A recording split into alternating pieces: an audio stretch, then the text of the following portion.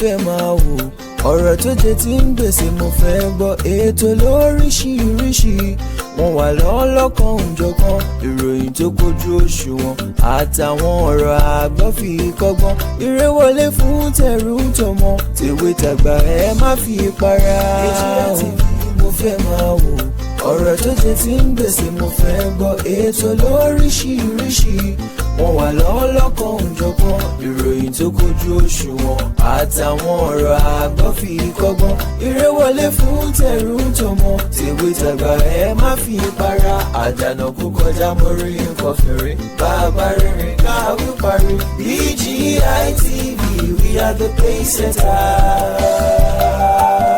Bàbá gbàgede ìmọ̀ tẹlifíṣọ̀n station tí dòde. Mo kí gbogbo ojú tó ń wò mí káàkiri ayé, mo kí wa lọ́kùnrin lóbìnrin lọ́mọdé lágbà nínú ilé yìí, mo kí wa pa kú dédé àsìkò yìí àsìkò gbójú ọjọ́ tìrí. Ẹ̀dẹ̀ odò bí ó bọ́ọ̀ ló ti rí lọ́dọ̀ tí yín. Ẹ̀kọ́ àárọ̀, ẹ̀ka àsán, ẹ̀kọ́ ìrọ̀lẹ́, ẹ̀kálẹ́, ẹ kú dédé àsìkò tí ẹ̀yin bá wà. Níbikíbi tẹ́ ti ń wò mí àti lásìkò tẹ́ wà níbẹ̀. Ẹ wá nǹkan fìdílé tàbí kẹ́ fìdílé nǹkan. Kẹ́ jẹ́ àjọjẹ̀ gbádùn ètò ọ̀rọ̀ tó lọ tòní tá a gbé wá sí ojú ìwòran yín láti ìkànnì Bàbá Gbàgede Ìmọ̀ TV. Lónìí, àwọn gómìnà wa àwọn ni wọ́n fi bẹ́ẹ̀ ní fídíò tèní bẹ́ẹ̀ ni àtàwọn tí wọ́n ṣe olórí lé wa lórí àwọn ni wọ́n fi bẹ́ẹ̀ ní fídíò tèní. Nǹkan kan ṣẹlẹ̀ lọ́wọ́lọ́wọ́ yìí lórí ọ̀rọ̀ wa nílẹ̀ Yorùbá. Ẹ rí pé láti bí ọ̀sẹ̀ méjì àwa ọmọ Yorùbá ni mò ń bá wí, àwa tá a dáràlú onímọ̀só ń bá wí wípé bíjọba ọba ta sí wa káwa náà gbára wálẹ̀. Láti bí ọ̀sẹ̀ méjì mo ti bẹ̀rẹ̀ kùséèdì yẹn. Ó Yorùbá sọ pé bá a bá bẹ́ràn wí ẹ ṣe jẹ́ abẹ́ràn náà wí. Lójoojúmọ́ gbogbo oṣooṣù kan kúlú báyìí láti ìjọ́ tí wọ́n ti tún bẹ̀rẹ̀ democracy padà ní Nàìjíríà láti 1999 tí ìjọba alágbádá ti bẹ̀rẹ̀ padà. Látìgbà náà ló ti jẹ́ pé gbogbo gọ́fúnà stéètì kọ̀ọ̀kan ni wọ́n ti ń fún wọn ní security vote. Security vote yẹn tó túmọ̀ sí ni pé owó ìfidáàbòbò sínú ìlú kì í ṣe pé wọ́n fún gọ́fúnà pé máa fi dáàbòbò ra ẹ̀ rárá o. Wọ́n fún gọ́fúnà pé kó máa ná fún ìdáàbòbò ìlú tóun ṣolórí sí yẹn. Wọ́n fẹ́ ṣètò àwọn ọdẹ ni o, wọ́n fẹ́ ṣètò àwọn security special ni o. Irú Ògùn state yìí sì àwọn tí wá jẹ́ trace, Lagos state àwọn jẹ́ lasma, Ọ̀yọ́ state àwọn jẹ́ yes, bóyá ó yes dẹ̀ náà jẹ́ ó yes. Oríṣiríṣiríṣi bẹ́ẹ̀ ni state kọ̀ọ̀kan ní. Bẹ́ẹ̀ náà la ní state vigilante VGN, vigilante groups of Nigeria. Oníkálùkù wọn state ló sanwó wọn, ó dà kọ́ńdà state náà wà, ọdún parastatals ni wọn.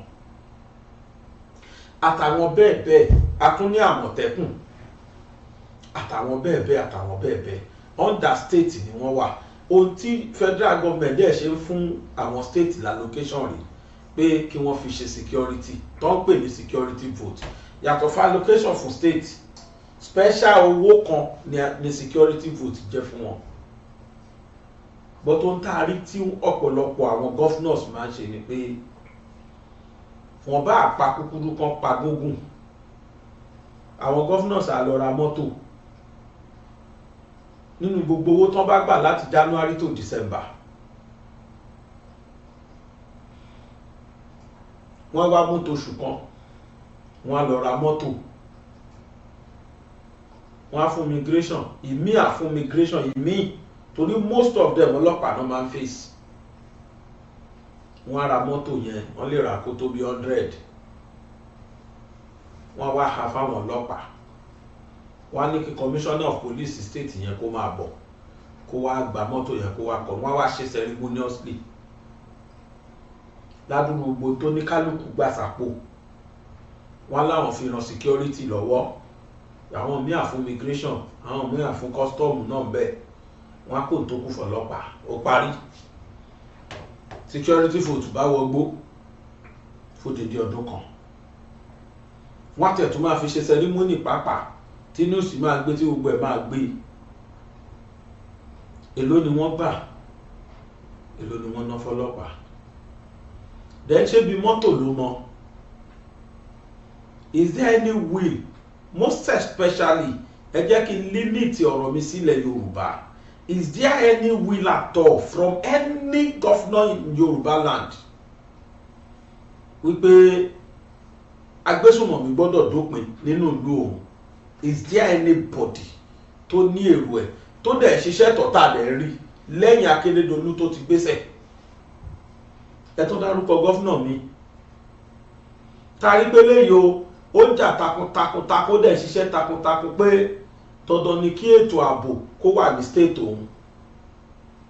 Kò sí, everybody ń bá business lọ as if everything is just okay, despite the fact pé wọ́n rí news yẹn every day bí wọ́n ṣe ń pa àwọn èèyàn ní state àwọn, pàápàá jùlọ iṣẹ́ Fúlàní àti àwọn apaniṣògùn ọ̀rọ̀.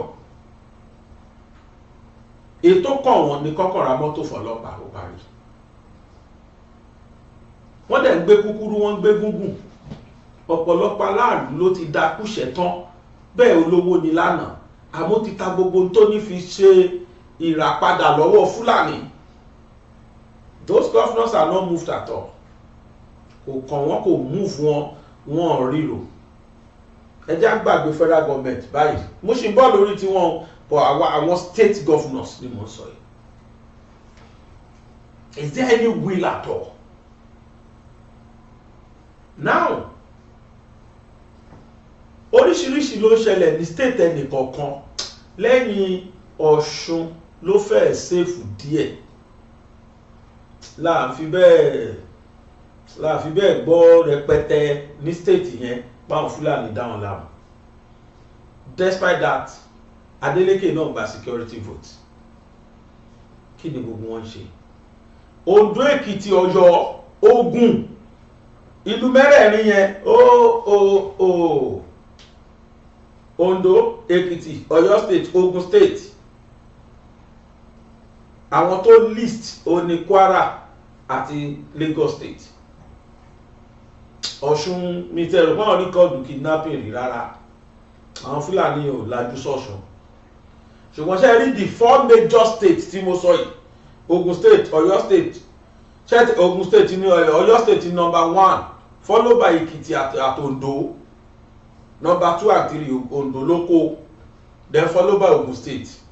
Ìlú mẹ́rẹ̀ẹ̀rin yóò safe lọ́wọ́ Fúlàní rárá.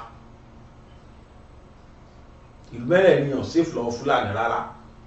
Gbọ́dọ̀ ti pa àwọn ọba jù, ìlú méjì ní ìlú mẹ́rin yẹn. Gbọ́dọ̀ ti pa aráàlú jù, Ọ̀yọ́ state ni. Pàápàá jùlọ àwọn Ìbàràpá.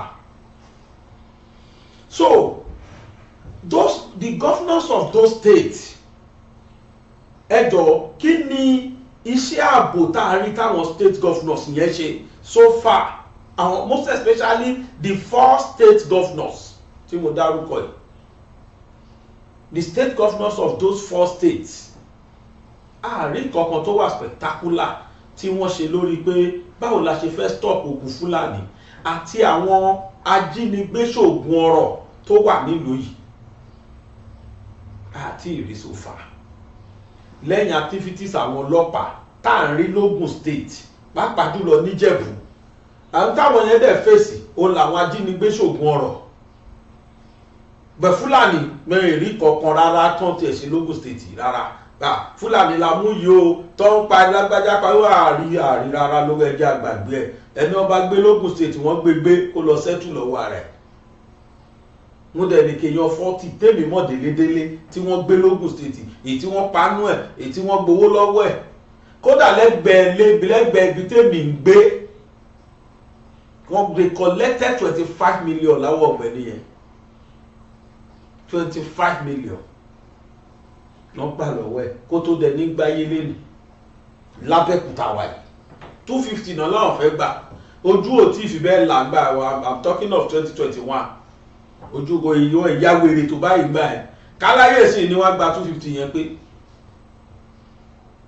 25 million náà padà gbà lọ́wọ́ ẹ̀ kan tó gbélẹ̀ ó kọ́ sápò lógún state náà fún odidi ọdún méjì tí ó wà rárá yíyá yìí ló ṣẹ̀dé padà gbogbo tó dógùn state tó kọ́ sá padà nù ẹ̀ ìyàwó ẹ̀ dẹ̀ gbòòlù sínú kódà wọ́n yìnbọn fájá ẹ̀ pàápàá nílé mo rí gbà tán sí ajá mo lọ cover aṣẹ́ yẹn ní 2021 so nǹkan tí mo try láti sọ ni pé àìmọye ẹ̀mí ló ti ṣòfò ní àwọn ilẹ̀ Yorùbá yìí tí àwa rí káwọn governors wá ṣe anything sí àbí àwọn political office holders yàtọ̀ sí tàwọn ọba tá a ti ń sọ bọ̀ látijọ́ ẹ̀ yàtọ̀ sí tàwọn aráàlú tá a ti ń sọ bọ̀ látijọ́ ẹ̀ àwọn governors tó ń ṣe gómìnà lè wá lórí ńkọ́ tó wà nípò aláṣẹ tó àwọn lè control ọlọ́pàá àmọ́ wọ́n lè ní èsìmọ̀ federal lókè kí yẹn control army fún wọn but kí náà ṣe nothing.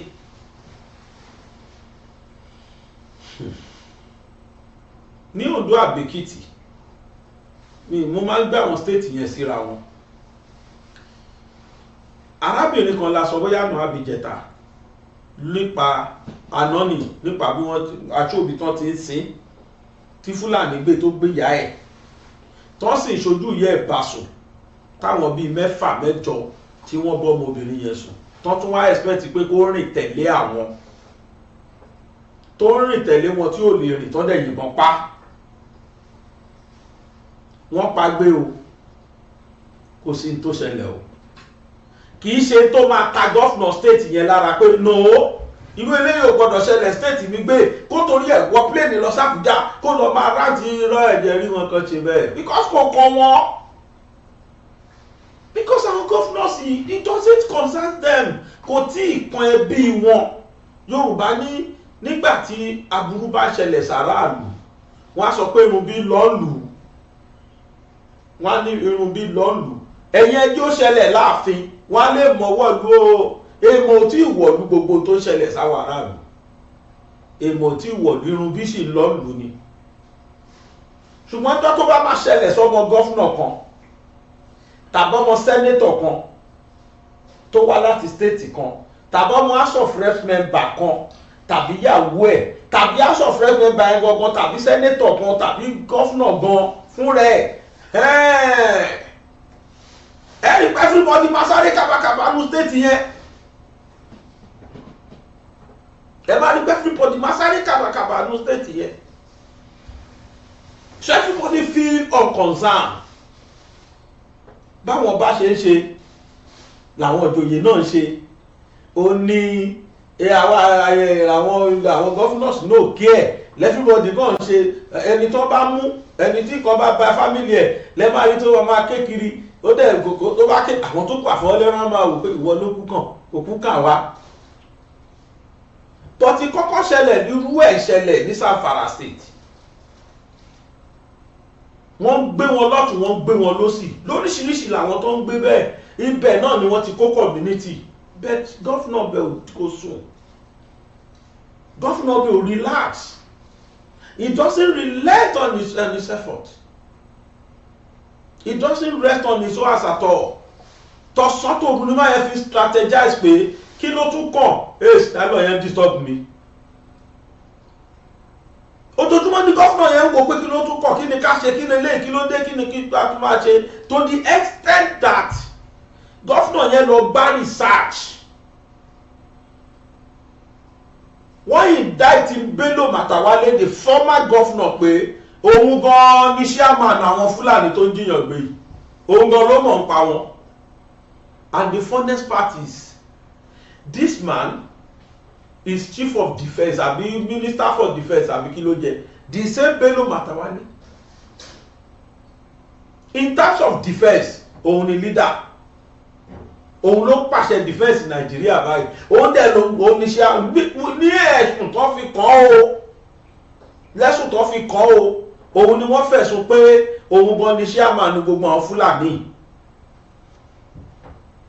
òun ni chairman òun gangan ló direct wọn kọ́ lọ máa ṣe tán ṣe kiri, ẹni tá a fi ṣe odidi olórí gbogbo security Nàìjíríà, defense minister, ẹni tó jẹ́ odidi defense minister ni wọ́n fi ẹ̀sùn kàn bóun gan lórí àwọn agbésùnmọ̀mí. Ṣé rí pé Nàìjíríà ti ní problem? Aṣọ lórí kan orí gbogbo wa láti ní problem, àti máa ní problem lè pàtí ní problem.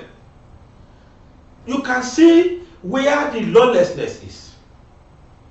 If it is true ni allegation tí wọ́n fi kan Bello Matawalle pé òun gangan ni chairman wọn, òun gan ni financier wọn, òun gan ni leader wọn, if it is true l'allegation yẹn, then what are we expecting in this country? We can see where the lack is.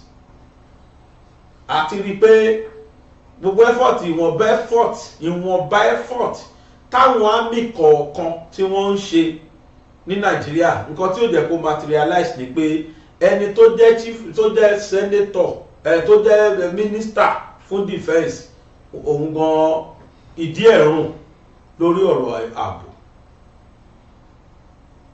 Nígbà kan tí wá fi irú allegation yẹn kàn, kí ni the next thing tó yẹ kó ṣe? This man supposed to resign honorably and go ahead to clear his name off the allegation. Ìmọ̀ pẹ́ o, ká kọ́kọ́ resign kó ní minister for defence yẹn náà, a ṣe wà clear orúkọ ẹ̀.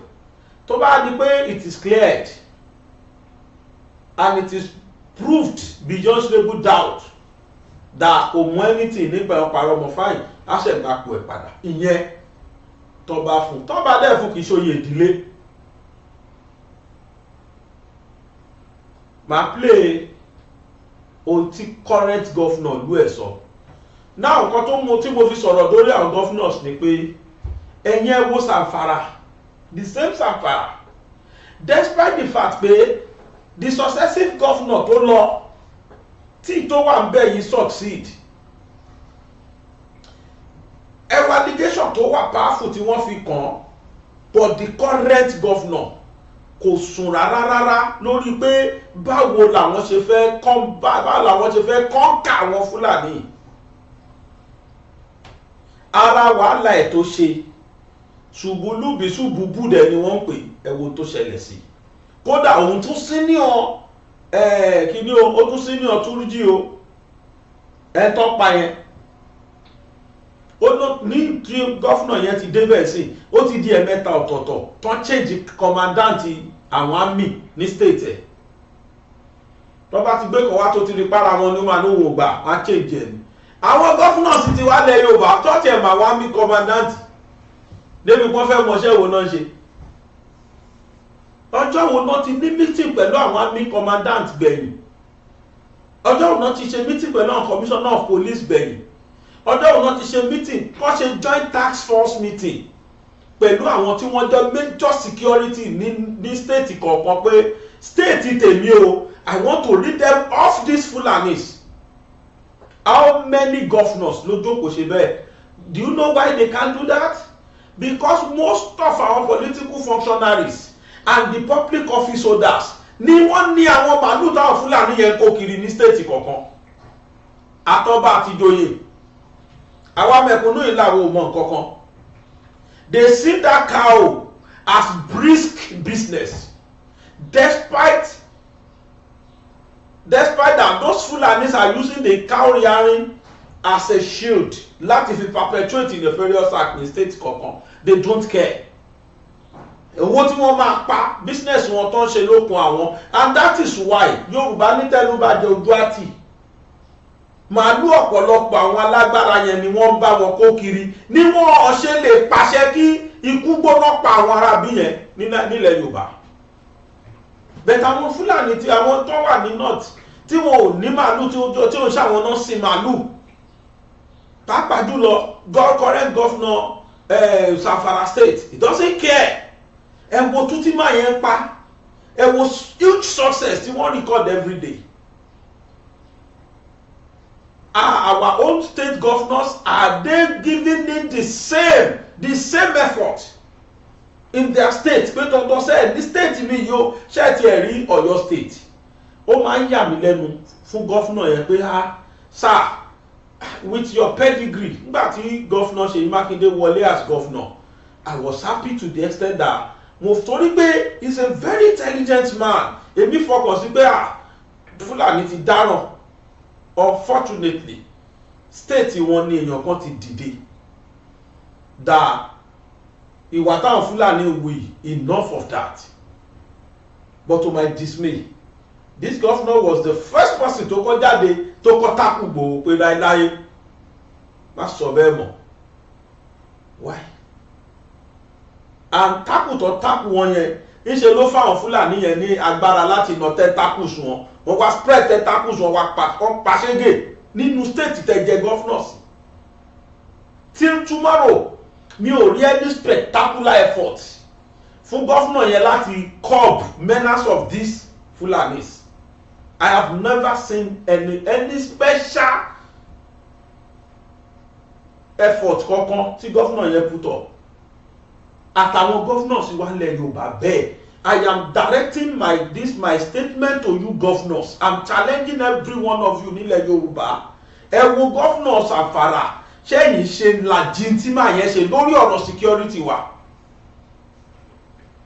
Tí gbogbo yín bá pawọ́pọ̀ ní ẹ wo ìgbà kan káwọn governors wá dìde tí wọ́n rẹ́dì ìgbà yẹn. Tí wọ́n dìde tí wọ́n lọ ṣèkò lọ ṣe meeting. Tọ́dẹ̀ pàṣẹ pé ní state wa o, nílẹ̀ wa o, kò sí tó ń jẹ́ kátúrí arìn open grazing, kò sí tó ń jẹ́ bẹ́ẹ̀ mọ́. Kí lẹ padà ṣe? Ṣé gbogbo yín fi ọwọ́ pa Fúlàní lórí ni? Ẹ sọ fún mi ìlú wo lẹ fẹ́ lọ lẹ́nìí broad daylight láàrin títì tẹ́ẹ̀ni máa rí Fúlàní kó máa rí ẹ̀ka tù kó máa kó wọn kọ. In fact mo lọ sí Ìlàró ní ọjọ́ Sunday tó lọ yìí. It got to a stage ọmọ tájọ wà lẹ́gbẹ̀ẹ́ ara wa inú bí débi pé ó mú fóònù ẹ̀ jáde. We parked for almost 15 minutes fún màálù láti kọjá. Màálù tó máa cross títì for 15 minutes mélòó lẹ́pẹ́ bá ṣe kọjá Dangote díẹ̀ báyìí. In fact báyìí kọjá gbèsè yẹn plant yẹn báyìí kọjá ẹ̀ díẹ̀ báyìí wọ́n kọ̀ bẹ̀rẹ̀ sí ní yọ láti inú igbó ni. We have to park fún first citizen Nigeria. Àwa park fún wọn. Àwọn dẹgbẹrẹdẹgbẹrẹ dẹ́bẹ̀ làwọn boys tó rú wọn kọjá tó ń dà wọn màálù yẹn láàrin títì. Ọmọ yẹn wà force láti mú fóònù jáde pé no àfi ká record àwọn ilé bẹ́ẹ̀ bá record ẹ̀ tí tó bá play ẹ̀ ta ló fẹ́ bẹ́ẹ̀ dá sí. These people are not concerned. Àwọn tó dó lórí wa they are not concerned. Ilẹ̀ Yorùbá o they are totally less concerned. Ní tó bá máa ṣàwá Yorùbá kó ṣe wá ni kí kọ̀ọ̀kan sáti máa ṣàwọn àtàwọn ọmọ wọn. Inasmuch náà bá ti dé ibi tí governor's house oníkálukú wà ní tó bá wọn ẹ̀ aráàlú kó ṣe yín. Gbogbo náà ní security tó ṣọ́ wọn. Bí ìdẹ̀rí Fúlàní tó máa fẹ́ kúkú òjijì tó máa ní governor's house lókù àbí governor's office tó ń fẹ́ dorí kọ ibẹ̀ làwọn security parí sí. Ó yá náà bẹ́tà wá tà ní security jọ lọ́hùn lọ ń bá wọn ní kan fi wá ṣe. Máa play àwọn tún tí gọ́fúnà yẹn pa máa play ẹ̀ fún yín àti irú allegation tí wọ́n fi kan Bello Matawalle tí wọ́n lọ fi ṣe minister for defence ní Nàìjíríà. Bàbá Tinubu irú strong allegation yẹn wọ́n fi kan èèyàn kan ẹ̀dẹ̀ sì fílẹ̀ sí Ministry of Defence yẹn bẹ́ẹ̀ ẹ̀dẹ̀ sì fílẹ̀ pé kó máa administrate gbogbo effort tẹ́ bá ṣe lórí kẹ́ẹ̀lé mú Fúlàní Agbenipa ẹ̀yìn ẹ̀dìyẹ sẹ́yìn ìgbà ni ẹ̀yìn àkókò àgbàdo sẹ́yìn ìgbà ni o because ẹ fọ́ ọmọ àparò sábẹ́ ẹ̀ ń gbé ká ó ní mo rí sí. Let Bello Matawalle come out and deny that those allegations leveled against him, that he doesn't know anything about these guys. Because while Omeru Faiko is Minister for Defense, everybody don't teach you. They are part of the federals. They all know how those Fulanis came to Nigeria. They knew about it. It's just the allegation and crime for you. What sọ̀rọ̀ rí pé bẹ́ẹ̀ kọ́? Ẹni kó jáde kó ní bẹ́ẹ̀ kọ́. Ẹni kí Buhari deny it throughout his tenure. Gbogbo ọmọ báwọn Fúlàní yẹn ṣe wọlé. Because òótọ́ ni gbogbo news tó ń kárí yẹn kì í ṣe rumor. It was an allegation, and very powerful allegation, and confirmed one. Àwọn Fúlàní yẹn kan fẹnu ara wọn sọ tó gbé wọn ní kámẹ́rà wípé àwọn náà káwọn wọlé tó dẹ̀ promise àwọn rẹ̀. But unfortunately, good luck nígbà tó ń rí pé ẹgbẹ́jọba lẹ̀ jẹ́jẹ́ wọ́n àbàdàn wọn wúlò mọ́. Àwọn yẹn aṣọ di business wọ́n yà ń wọlé wá lójoojúmọ́. Bẹ́ẹ̀ kí làwa ṣe ilẹ̀ Yorùbá? Ebi good luck ibà Àbújá ló wà. Kí wá kan ti wá táwọn ò lè save mọ́. Fídíò kan mo fi hàn yín lánàá lórí ọmọ tí wọ́n ń sin tí Fúlàní gbé tán tí wọ́n ṣe tó hùn fún ìmí ìtún ni máa tó fi hàn wáyé ní the same state. Àwọn yẹn ń lo oko náà tó bókù mí lẹ̀ tí Fúlàní yìn bọ̀ ọrùn tí ẹni wọ́n ti yìn bọ̀ ọrùn lẹ́yìn tán ti ṣe tó hùn pẹ̀lú ẹ̀tàn ìró òdí ẹ̀tàn gbà ẹ̀rí ibi tán gbà sí wọ́n bá sùn dáa wọ́n ṣẹ̀ wá pa síbẹ̀. Kí ẹ̀mí àwọn ọmọ Yorùbá má safe every day. Káwọn tó dẹ̀ ṣe olóore wá máa feel unconcerned every day. Bá a dáko wà kó màálù wà fi jẹ kó wá kò sẹ́ni fẹ́ gbèjà wa. Adẹ̀lá ló lórí. Asa ń tó sínú oòrùn à ń tó sínú òjò à ń dìbò fáwọn kan lọ́dún mẹ́rin. What is their efficacy? How are we going to enjoy the efficacy of their governance? Èyí ó jẹ́ ẹ̀fún wa jẹ́. Bọ́ fowó rán yín sí wa ẹ̀ ní fi jíṣẹ́. Bọ́ fún jẹ́ rán yín sí wa ẹni tẹ́ máa tà fún lẹ́ máa tà fún àní jàǹfààní ẹ̀. Kí ló kù kí la wá jàǹfààní ìlú yìí? Kí ló dé tá lọ jìyà lọ́dọọdún nínú oòrùn? Kí ló dò ṣe ń pa wá lọ́dún mẹ́rin? Àwọn èèyàn dẹ̀ sọ pókè bí yẹn ò bá ṣe é ṣe pápá ò bá ṣá ṣe é ṣá bí ó bá ṣe ká yóò ṣàtọ́nu bí ó bá pẹ́ ò bá ṣe ṣán ìyá láka sórí. Bẹ́ẹ̀ bí òrìṣà bó lè gbèmí ṣe bí bó ṣe bá mi. Bí wọ́n Nàìjíríà wa ò bá wọ̀ mọ́ ẹja kúkú bó a máa bá ti wà lọ ká púpọ̀ ń lu ìdá. Ẹ jẹ́ ká pín. Àbí gbogbo ẹ̀ ní ò ṣiṣẹ́ lọ́rọ̀ wa Nàìjíríà yìí. Táwa Yorùbá yìí náà ni mo rí. Mo gbọ́ ọ̀rọ̀ lẹ́nu gọ́fúnà Sàfàrà yẹn orí mi dẹ̀ wù. In fact, I was about crying. The current governor wọ́n sìn. Tí màá yẹn ò bá ṣe frantic effort tó ń ṣe yìí, bóyá by now, bóyá gbogbo state yẹn náà bá ti patọ́mọ lórí. The man said, we know these guys. We know them, we know where they live, we know their father, we know their parents. Mo fọlọ́ búra, kò sẹ́ni wá ìjọba tí ó máa ń Fúlàní yẹn. Àwọn èèyàn fi fóònù pè náà. Bẹ́ẹ̀ni kan bá dáràn Nàìjíríà yìí tó jẹ́ ordinary criminal tí kìí ṣe Fúlàní, because Fúlàní crime they are special crime, wọ́n ṣe ordinary criminal. Ṣùgbọ́n ní bá rọ̀bù ẹni bá ordinary criminal nìyẹn. But àwọn Fúlàní special class ni wọ́n, special criminal ni wọ́n. Bẹ́ẹ̀ kan bá dáràn tó bá ń ṣì ń lo fóònù, Nàìjíríà mọ bí wọ́n ṣe lè fi fóònù yẹn track ẹ̀ kan fi mọ ibi tó wà. Fúlàní àwa fi fóònù pe ẹ̀yìn ẹbí àwọn tí wọ́n gbé, wọ́n á máa bá yín fi negotiate lórí kíní. Look at that effrontery. Yet ní rẹ́ni kankan tó máa bá wa track wọn. Wọ́n á tiẹ̀ tún máa sọ fún ẹ pé ìdàbàtẹ́lá ṣàfà lápá ayé ẹ ti bàjẹ́ nìyẹn o. Ó ní rí ẹni tí a gbé mọ́ o, àwa padà nù ni. Á dẹ̀ tún padà wá gbé ìwọ náà. Níbi tí ọkàn wọn balẹ̀ dé. Ta ló wá fẹ́ gbèjà wa? Ta la fẹ́ gbọ́kàn níbo la fẹ́ lọ? Ṣebí tẹ́lẹ̀tẹ́lẹ̀ láyé àtijọ́ tí wàhálà kan bá dé ìlú, gbogbo aráàlú àmáàchì lọ sí ààfin ọba. Àwọn tó wà nípò ọba wa lénìí láwọn governors. mélòó olúwa ló lè máàcì lọ governor's office tó máa jẹ́ àrí governor lẹ́yìn kan dánnu fún wa ẹ máa lọ ilé ẹ má wọ̀rí ìyẹn tó bá ti fọlọ́pàá bá tàwọn èèyàn jẹ́ gan kan tó débẹ̀ tàbí tí wọ́n arrest àwọn tó lọ ọbẹ̀ as terrorist tí wọ́n fẹ̀sùn terrorism kàn wọ́n. We need to wake up. This is a clarion call for all the state governors in Yoruba land. Ẹ wo nǹkan tí Manu Lawali àbí kí ni gọ́fúnà Zamfara ṣe yìí. Ẹ wo kẹ́ ẹ fi kọ́gbọ́n kẹ́yìn náà dìde. Wake up from your slumber. Do something for us. Try as much as possible to curb the menace of this so-called dreaded devil. The Fulanis, ó ti pọ̀ jù. Ojoojúmọ́ làwọn èèyàn nípa yí kéèké ìbànújẹ́ wọlé wọn ẹni tó kọ̀ ló mọ̀ o. Ẹni tó bá kọ̀ ló mọ̀ o. Àìkẹ́hùn sọ̀rọ̀ dẹ̀ lákẹ́tàn sáré. Bàbá tètè pariwo síta sí ìjọ àtẹ̀tí pa kí ni ló mú wá. Àmọye mo ti ń pariwo èso ọdún kẹrin rì. Kí ló wá mú wá gbẹ̀yìn náà? Ó continue náà ni struggle continues. Bí end of discussion. Ìgbọ́n yẹn ni pé bàbá ti ṣe end of discussion ìtàn táwọn èèyàn rush yẹ. Ẹ tún rush yẹ lóyá end of discussion one the struggle discussion continues. Wọ́n yà pé discussion continues 1 2 3 gbogbo ẹ̀. Àbí lẹ́yìn mọ́tò yìí kò sí mọ́tò mọ́ o. Gbọ́dọ̀ rí pé àwọn èèyàn rà pé end of discussion náà pé mọ́tò yìí o EOD.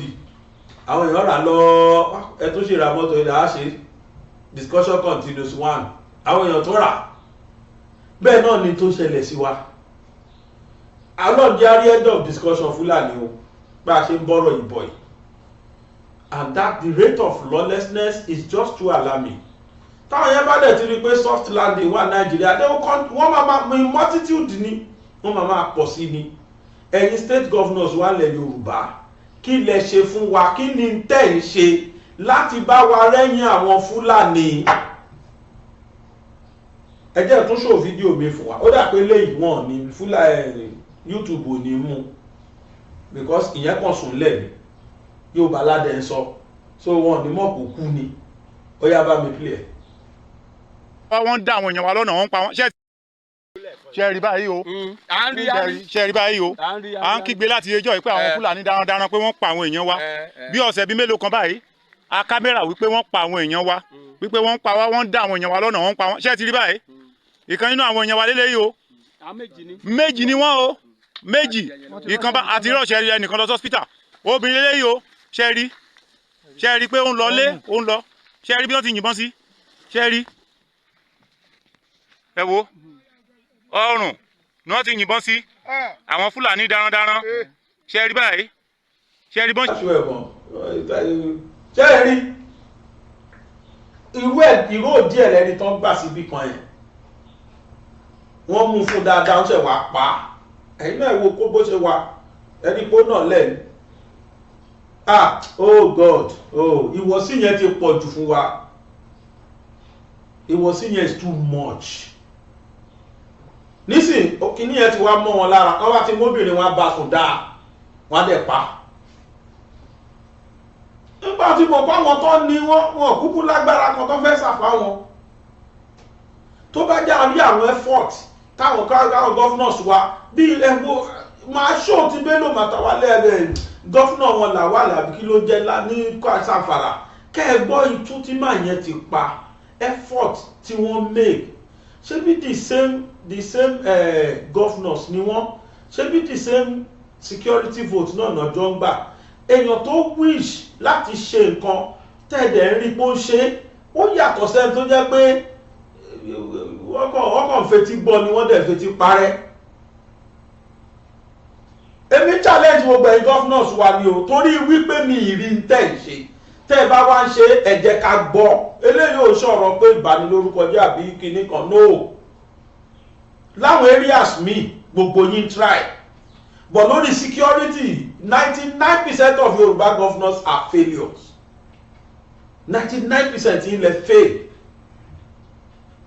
lórí ọ̀rọ̀ security o thanks to that late Akeredolu nìkan ni mo rí pé yes the man was ready but unfortunately ikú yọwọ́ ẹ̀ láwò Fúlàní gan mọ̀ pé ẹnìkan wà tó bá wọn pò there was a time tí máa yẹn pàṣẹ pé káwọn security kan wọnú gbó lọ gbogbo Fúlàní tẹ́ bá ti bá lùgbẹ́ máa kó wọn bọ̀ tí ẹran anybody wọn bá kọjá ní títì wọn ní kan gbé because òfin ti wà nílẹ̀ wípé there is no more open grazing ó dẹ̀ bá wọn pò dáa òun nìkan ṣoṣo la rí tá a mọ̀ pé yes eléyìí o kódà níjọ́ tó kú àwọn Fúlàní celebrate toró bá wọn po wèrè ẹnìkan tá a rí nìyẹn ẹnìkan ṣoṣo tá a rí nìyẹn ẹ̀yin governors tó kù ẹ ṣàánú àwa ọmọ ìlú ẹ ṣàánú wa ká lè máa kọrin re kìyìn ní bẹ́ẹ̀ bá ṣe dáadáa wà ní àsọ ikú gbóná tí Fúlàní fi pa ọmọ Yorùbá is too much it's just too much federal government ẹ fẹ́ sọ pé ẹ̀mọ́ bí táwọn Fúlàní wà kí ló dé tẹ̀ ní èsì pẹ̀lú àwọn state governors wa kẹ́ ẹ wá nǹkan ṣe sí i kẹ́ ẹ fi permanent solution sọ̀rọ̀ àwọn Fúlàní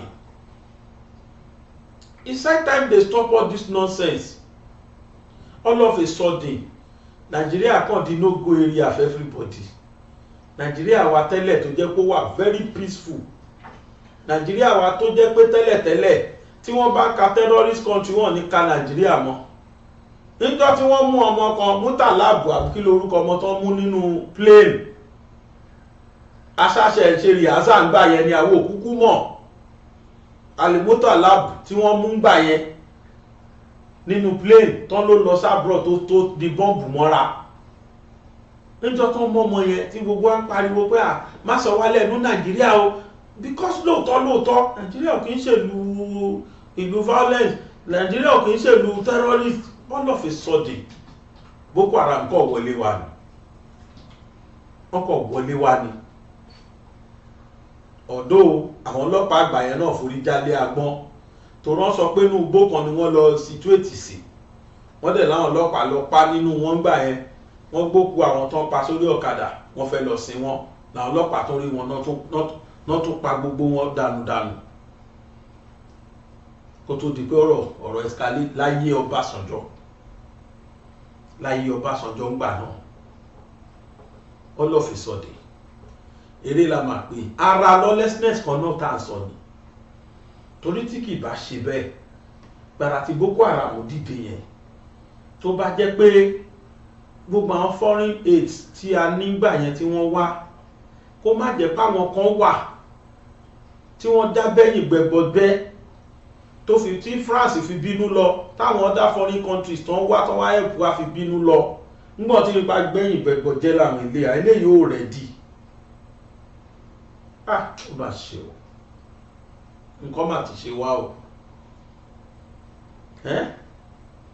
bàbá àwọn tó ń sin màálù nù yín must you people kill us must you people be making money at our own detriment ṣé lọ́dọ̀ ní kẹ́ẹ̀ṣẹ̀ owó màálù ni láti fi pa àwa dànù ni ẹ ti ní pa àwọn tẹ́ kó màálù fún yìí ni wọ́n ń pa àwọn aráàlú ẹ gbá màálù yín lọ́wọ́ wọn ẹ lọ sí ní kiri nínú ilé bẹ́ẹ̀ àwọn èèyàn ṣáà ń ṣe ránṣìn ẹ lọ gbogbo yín ní bílọ́níà ẹ lọ practice ránṣìn kò ní ìdíkọ́ máa fi ẹjọ́ ẹran yín ṣe pastoring mọ́ wọ́n máa kó kiri wọ́n máa you should stop open grazing but kí la fẹ́ ṣe sí àwọn ọmọ ìlú we are too helpless arábídẹ́ pààyàn ṣeré wọ́n jiyàn pé wọ́n ti rí pé kò sí any attempt láti stop àwọn wọ́n máa pọ̀ sí ní nígbà tí mo gbọ́rọ̀ lẹ́nu gọ́fúnà yẹn ó jẹ́ bànújẹ́ fún mi pé àwa náà dẹ̀ láwọn gọ́fúnọ̀s láwọn ìlú wa tí máa yẹn ò bá múra gidigidi tó mú ìní believe you me sincerely wọ́n á ti pa mọ́dà tá à ń gbọ́ lójoojúmọ́ lọ ní sàfàrà tẹ bá dẹ̀ wo ayé Bello Matawalle yẹn lóòótọ́ kódà àwọn agbésùnmọ̀ míì wọ́n sọ bẹ̀bí lé ní nígbà yí ẹ̀ but ẹwà allegation kan fi kàn so far èmi ò tí ì rí kí máa yẹn wá deny bàbá Tinubu tó bá pé lóòótọ́ ni wọ́n fi allegation kan Matawalle bí gọ́fúnà ẹ̀ ṣe sọ o the best thing is for you for now kẹ́ẹ̀tì ẹ̀ ṣe suspend ẹ̀ kó lọ defend ara ẹ̀ náà he doesn't want that post torí kò sí any effort tí àwọn àmì wa lè ṣe tó bá sì dóò ní minister for defence wọ́n á sì máa truncate ẹ̀ ní ó ló ní defence lọ́wọ́ gbogbo àwọn army chiefs ọ̀dẹ̀ náà wà chief of general staff ọ̀dẹ̀ ló wà gbogbo àwọn army wa ọ̀dẹ̀ ló wà gbogbo ọlọ́pàá wa ọ̀dẹ̀ ló wà so what else minister for defence tọ̀ntọ̀n náà fi irú allegation yẹn kàn láàdẹ̀ tí gbọ́ kankan dì sí it doesn't worth it ẹ má fi ọ̀rọ̀ ṣe ọ̀rọ̀ party ẹ̀mí àwọn èèyàn tẹ́ ń ṣe olórílé lórí ni kó kọ́kọ́ pàtàkì lórí ẹ̀mí yín náà ẹ̀yin governors wa I am challenging you today sir kò kí ń ṣe tàfojú di o but I'm waking you up people I'm waking you people up from your slumber ẹ ti ń sùn jù ẹ kọ bí ara ṣe rí àyẹn tó bá dẹ̀ jẹ́ agreement kan wà ẹ̀yin tẹ́ ẹ bá Buhari ṣe meeting ẹ tẹ́ ẹ bá ṣe ìjọba tó bá jáde kan agreement kan wà kan tẹ́ ẹ jọ reach ni ẹ wo ọlá tẹ̀mí tí wọ́n gbà nílẹ̀ Yorùbá yìí ẹ má bá wọn reach agreement yẹn mọ́ mi mọ bá ṣe bí mo ṣe lè sòyìnbó yẹn ẹ já agreement yẹn look at us ẹ̀tọ́ máa jí gbé tọ́ máa gbowó biribiribi lọ́wọ́ ẹ̀ tí wọ́n máa padà nù people are dying every day ẹ wo obìnrin tó pa yẹn mo feel it's as if she's my family ó máa bímọ o àwọn ọmọ ẹ̀ ti da láìníyà ọkọ ẹ̀ ó ti da láìníyàwó mọ́ láyé wọn ò tún rí mọ́ láyé wọ́n máa gbé bẹ̀ yẹn sì wọ́n lọ sí wọ́n máa gbé bẹ̀ wọ́n lọ sí títà náà àlèṣù ẹ̀ títẹ̀ nírè ewu lámọ̀tá tún máa rí lọ́la every blessed day lásán ríròyìn ìbànújẹ́ yẹn ṣáá lórí social media àwọn amúkáwí wọ́n ní kàn regulate social media ṣé kábà má gbọ́ news mọ́ ni ṣé kábà má ráwọn informations yìí mọ́ ni àbí kábà má pariwo fáráyé ká máa die in silence. Is that what you people want?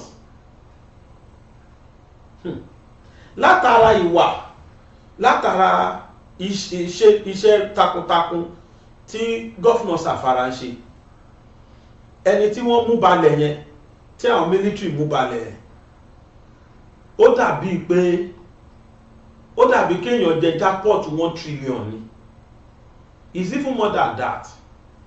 Because ní camp wọn yẹn sìn ó ti dá ìbẹ̀rù bojo sí wọn lára àwọn tí màá yẹn jẹ́ ọ̀gá fún àti tọ̀rùjì fún rẹ̀ túrújì fún rẹ̀ gan ó ti wà ní húlà yìí ló ti wà ní bẹ̀rù because ẹ tó jùlọ náà pa yẹn òun kàn lórúkọ ju máa yẹn lọ ni ṣùgbọ́n lúlùlùlù àgbórúkọ òfòwò ló jẹ́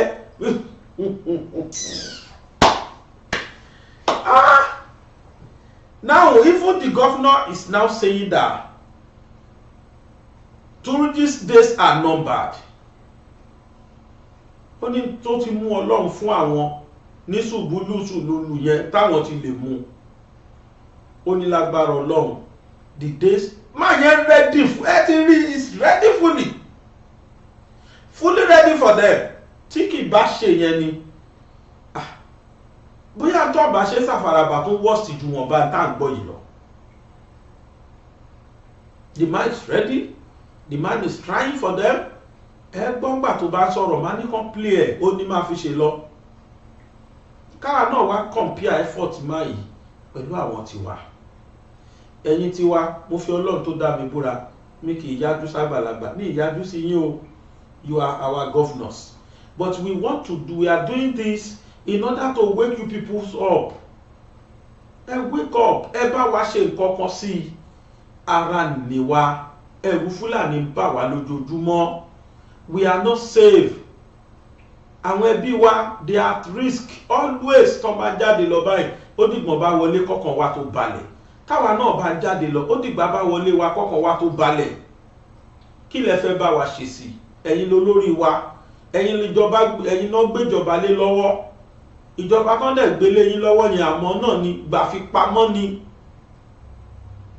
Ẹ rántí ìjọ kan tẹ́ẹ̀dúró níwájú Ọlọ́run ṣe ṣírò báwo lẹ ṣe sí ẹjọ́ abẹ̀yìn ni lórúkọ gbogbo ọmọ Yorùbá kárí ayé la ṣe ń bẹ̀ yín pé ẹ jẹ́ kí n tí wọ́n ń pè ní ààbò kó wà nílẹ̀ Yorùbá. Ẹ wo nǹkan tí gọ́fúnà yẹn ṣe, orí mi kàn wú ni mo ṣe wo fídíò yẹn, mo wò ní Arise, mo wò TVC, méjèèjì náà ti pe governors yẹn wá, ikọ̀ òjọ̀kan ní àwọn nǹkan tó ń sọ lẹ́nu. Ẹ̀yin governor wá ń bira mi pé ṣé báwa náà láwọn governors nílẹ̀ wa nílẹ̀ Yorùbá, máa yẹn orí ẹ̀ tọ́nà lẹ́ o. Kódà irú wọn ni bí àwọn Fúlàní ṣe gbàdúrà Akérédolú kú, wọ́n ti máa ṣe irú àdúrà yẹn fún máa yẹn náà pé kó kú dànù. Tí kì bá ṣe effort ẹ̀, tí kì bá ṣe willingness to put up, irú sùlúlùsùgbùlù àbíkí náà pé yẹn ṣá lè kú wọ́n ṣe pàdánù yẹn. Lágbára Ọlọ́run láìpẹ́ ìyá máa tó gbọ́ kó tó jìnnà, inshallah. Máa jẹ́ kí a gbọ́ ọ̀rọ̀ lẹ́nu mánu gọ́fúnà Zamfara state. Téèyàn bá gbọ́ tí máa yẹn sọ lẹ́nu, tí ó bá wà moved, forget it. Bàbá rẹ̀ yìí governors wà tẹ̀ ń wo fídíò yìí, tàbí ààrẹ ni tó bá mi share fún wọn, tààrẹ ni tó mọ àwọn governors wà tó bá wò, ẹ bá mi share fídíò yìí fún wọn kí wọ́n wo colleagues wọn, one of their colleagues kan wo tó ń pa, kan dẹ̀ wo tó ń sọ lẹ́nu. That is the spirit we are praying for in Yoruba land. We want such spirit from our governors. We shall praise you to the call tẹ́ bàbá wa ṣe rú nǹkan báyìí.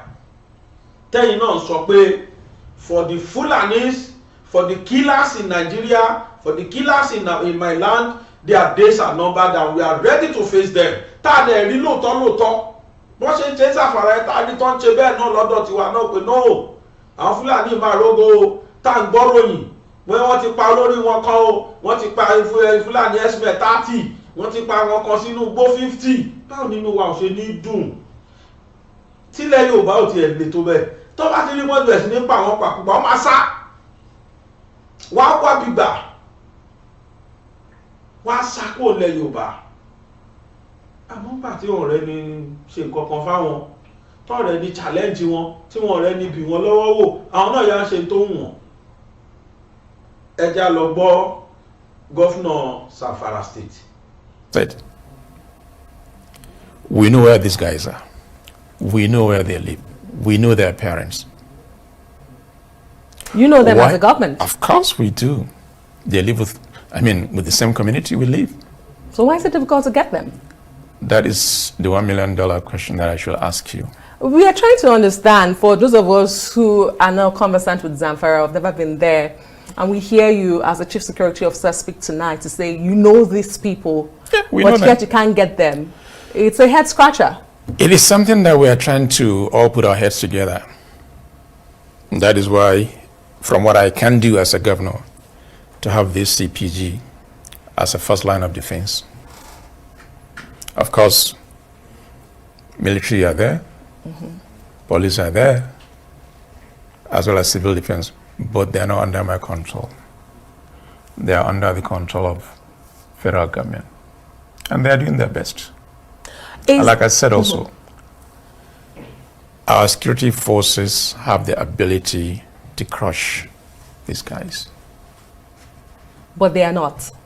They're trying their best. Trying their best. Like what happened within the last 3 days when one of the major kingpin, Halilu Sububu, was killed. It is a combination of both military as well as the CPG and the community that made it possible. And I commend them for that. Okay, I wanted to take you back to one of the questions you raised tonight about what is fueling this in Zamfara, because you seem to say, it doesn't look like there's a religion undertone to it. The people they kill are also poor, so they're very poor for that matter. So there is no barely surviving. To go after them. But there's a question of the mining, the natural resources in Zamfara state. Don't you think that is enough to fuel all of this in Zamfara state? And I wanted you to answer if the ban placed by the federal government is still in place on mining in your state. The ban has been in place since 2018, so it's nothing new. I also met it.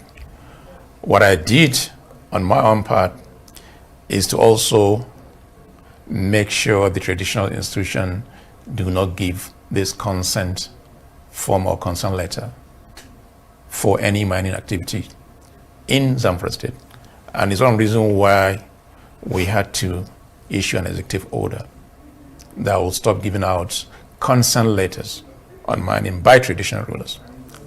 Now, yes, there is a kind of correlation between insecurity and mining. And that's the reason why we're making conscious effort to have a clear understanding between the state and the federal government on what will be the best way to go about it. Of course, it's about revenue as far as I'm concerned. If we're able to get it together and make it functional, that means there's an additional revenue that will be coming to state government, which will be used in making some significant projects that will be for the benefit of our people. And I'm happy there's that synergy now between the state and the federal government in terms of mining activities on what will be the way forward. We're trying to fine-tune the whole thing. Initially, when there was not that kind of synergy between the state and the federal government, I came out and complained, and I made it very, very public to everybody. But right after that, things have changed. There's a new dimension to the whole situation right now, whereby the synergy between the state and the federal government is working very, very well. And I believe this is part of the success story why we're able now to get to a certain level in terms of fighting this insecurity. Now, of course, I had to complain as a governor when there was a kind of, issues between the state and the federal government, where certain negotiations were taking place without my consent. And I felt it shouldn't be the case. And I complained. And after that complaint, now we all came together as one. And like I said, it's yielding result. Very, very effective result for that matter. And let me say this. Yes, there were a lot of issues in the past with my predecessor. In fact, let me say this very categorical. If I were him, I would resign and face all the allegations against me. And that would have been more honorable, because from all the information we're getting, my predecessor was fully involved in some of these banditry issues. Typical is the fact that there was a permanent secretary when his children were abducted. And it was unfortunate that he had to pay ransom through the government house. And it was also very clear, based on all the allegations, that bandits were being kept at government house. There are so many issues. So for me, honestly, if I were him, I would step aside and face this allegation until I clear my name before I come back and continue my job. That should have been more honorable. And how can you imagine all these allegations against him, and he's still the Minister of Defense? I mean, that is unfair. This man could have been honorable, stay aside, face all these allegations, clear his name, and then come back and continue to do whatever he wants to do. Whether he wants to remain as minister or he wants to do something else, that would have been more honorable as far as I'm concerned. If I'm in that position, believe me, I'll put in my resignation letter. Well, Your Excellency, he has not been nailed by the EFCC. So why do you think he should have been probed before taking up the appointment? In May last year, 2023, there was this allegation of misappropriating over 70 billion naira. And when we took over, we realized that that 70 billion was a child's play compared to what we had. And all this information are before the EFCC. And I wonder how this guy was cleared by the security operatives before he's confirmed as a minister. And the same thing I will say, if I were him, I will still face EFCC to say that, look, let me clear my name. You know, this is a father of 41 children. For goodness sake, what kind of legacy is he going to leave for his children when you're being accused of misappropriating this amount of money? So he should have come out clean, face EFCC, clear his name, and then come back and continue to do whatever he wants to do. Honestly, that would have been more honorable. But look at it. We're still waiting to hear from EFCC. The case has been ongoing for over a year now. And this is people's money. We need this money in Zamfara with all the challenges we're facing, with financial constraints. At least let's have some of this money back into Zamfara so that we can work for the people of Zamfara State. You know, a lot of Nigerians are monitoring that. A lot of Nigerians are monitoring that case, and we'll see what the EFCC will come up with in the coming days. But let's stay on that. I hope something will be done as quickly as possible because it's taking too long. For how long will this continue? It's over 1 year.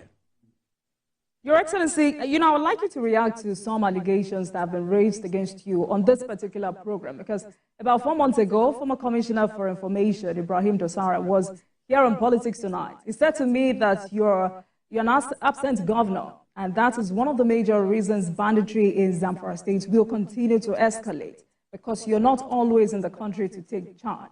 He also alleged that you're fighting banditry as a one-man show, because former governor of the state, who is now Minister of State for Defense, Bello Matawale, had offered to help you in all forms, but you have rejected his offer. So how do you react to this? Is there an element of truth in what he said? Alhaji Mokie, let me make also a very categorical statement here. In Nigeria today, if there's any governor that stays in his state, Dauda Lawal is one of those governors. I spend all the time in Gusau City. Your correspondent can confirm that. I only come to Abuja when there's a need for me to come here. That is number one. Number two, this is a state that is facing too many challenges, ranging from infrastructure, healthcare service, education. Where would I get all this money to be able to take care of the people and bring out development for the people? Most times, I have to travel. Now, with the state of insecurity in the state, it is extremely difficult for anybody to drive 7 hours from Abuja to go to Gusau and attend to me.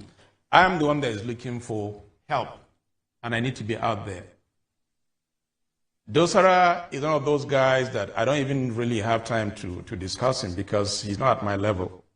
I'd rather speak with his principal, Matole, and I challenge Matole. I'm ready to come any day, any time to have one-on-one conversation on the issues facing Zamfara State. That would have been much better. But I can't bring myself solo and be discussing about somebody like Dosara, who was the Commissioner of Information under Matawale. They wanted me to really stay home, not be able to do, after squandering all the resources of the state.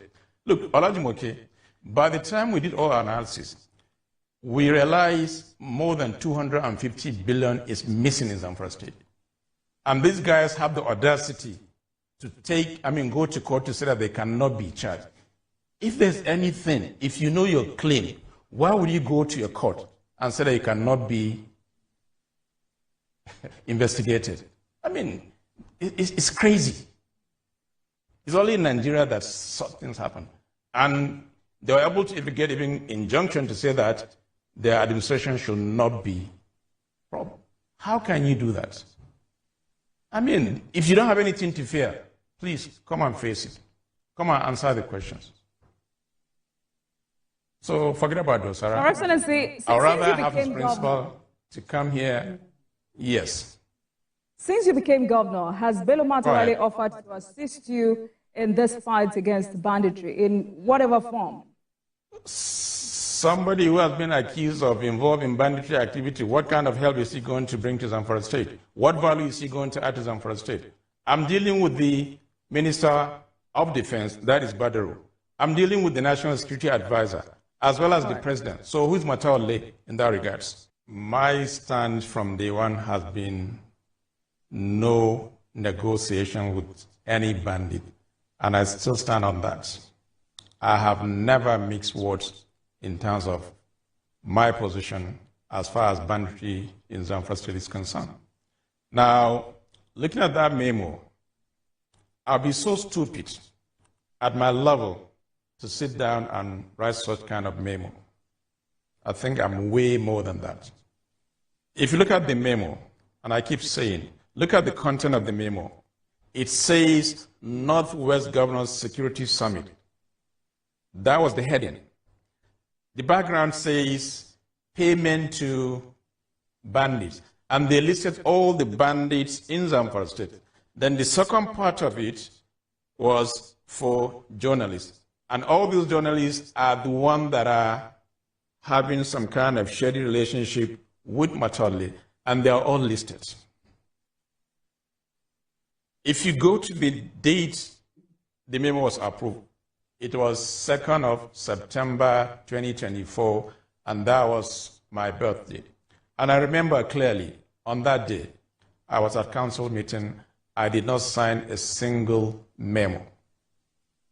Secondly, when you look at even the name of the SSG, it was spelled wrongly, and that wasn't the way the SSG signed his memo. If you look at the address under the heading, Honorable Commissioner of Finance, I have never written any memo in that regard. And I challenge anybody to go to Ministry of Finance and look at all the memos that I have approved. If there was one that I've addressed my commissioner as HC Finance, I will pay 20 million naira to whoever can bring any memo that I address my honorable commissioner that way. And why is it that all the people that were listed on that memo are people that are saying the truth about Matawale? You know, they're not even smart. But the good thing is, with roll of technology, we're able to establish where that memo came from. And we've already initiated a legal action against that person. And very soon, we will make it public. Governor Lawa, where did that memo come from? Well, you know, like I said, we initiated a legal, against the person, because technology is so easy. It makes life so easy. You can verify every information. And we're able to do that. And we've taken legal action against that person. I don't want to preempt anything, and I don't want to mention names. But what I'm confirming to you is we are on it. And we must bring those people to book. This will serve as a deterrent against future occurrence of such memos. So for me, my stand has always been very clear: no negotiation with bandit. When I complained, it was true, because in everything we do, we have evidence. We don't just come out and say things. We have documentary evidence when people were negotiating behind our doors. And we made it very, very public. And since that time, it has stopped. And there's more peace in Zamfara State now. How can you imagine, as a governor, the chief security officer of the state, you're negotiating with bandits? What are you telling them when I'm not aware? It doesn't make sense. Look, we need to be straightforward in everything we do. You know, we don't take some of these things. You know, you're dealing with human lives, for goodness sake. How would you feel as a governor? Every day people are being killed, innocent people, for nothing. I mean, it's unfair. And you still want to negotiate with these people. Give them money. Yes. Do you agree that the people should take up arms and defend themselves? No.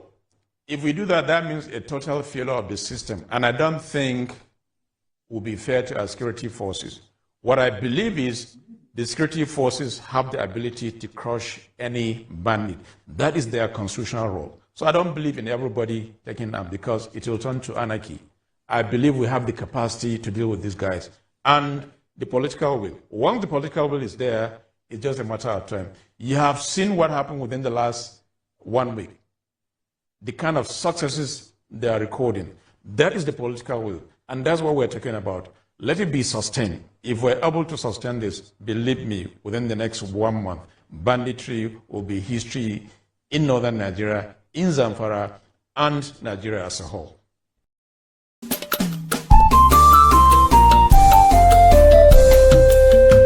BGI TV yìí mo fẹ́ máa wò, ọ̀rọ̀ tó jẹ tí ń gbèsè mo fẹ́ gbọ́, ètò lóríṣiríṣi wọ́n wà lọ́lọ́kan òjọ̀kan, ìròyìn tó kojú òṣùwọ̀n àtàwọn ọ̀rọ̀ àgbọ́ fi kọ́gbọ́n, eré wọlé fún tẹ̀rù tọmọ tèwe tàgbà ẹ má fi para. BGI TV mo fẹ́ máa wò, ọ̀rọ̀ tó jẹ tí ń gbèsè mo fẹ́ gbọ́, ètò lóríṣiríṣi wọ́n wà lọ́lọ́kan òjọ̀kan, ìròyìn tó kojú òṣùwọ̀n àtàwọn ọ̀rọ̀ àgbọ́ fi kọ́gbọ́n, eré wọlé fún tẹ̀rù tọmọ tèwe tàgbà ẹ má fi para. Àdànà kó kọjá mórí nǹkan fèrè, bàbá rere káwí parí. BGI TV, we are the pace setters. Bàbá gbàgede ìmọ̀ tẹlifíṣọ̀n station tí dòde.